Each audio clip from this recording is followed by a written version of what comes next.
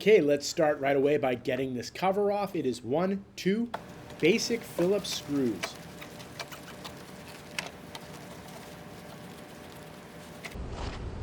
Up on the pull start, there is this hook screw that you undo it, and then the cord will come right out.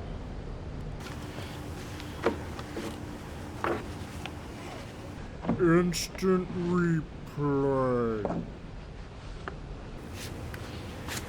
Okay, now if you can, focus your attention on these 3 bolts that go around the perimeter of the rim that connects to the gas tank. I believe these are 5/16 size.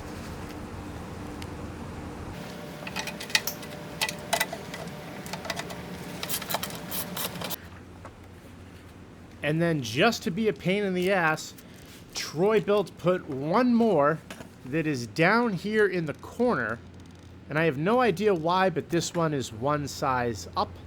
So I believe this one was 3/8. You can see here that the whole assembly is ready to come off. So I tried to see if these were hex nuts, the 3 going around the perimeter of the pull start.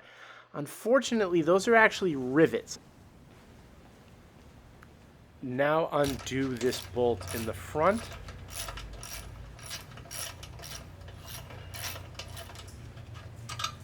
And then you have these 2 in the back, the same size.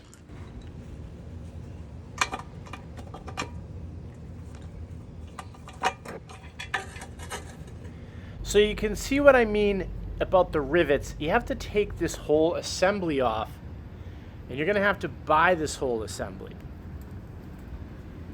Anyways, take your new pull start assembly that you've bought online or wherever and reverse the process. That's pretty much it. As always, I'm Brad Hines. Thanks for watching.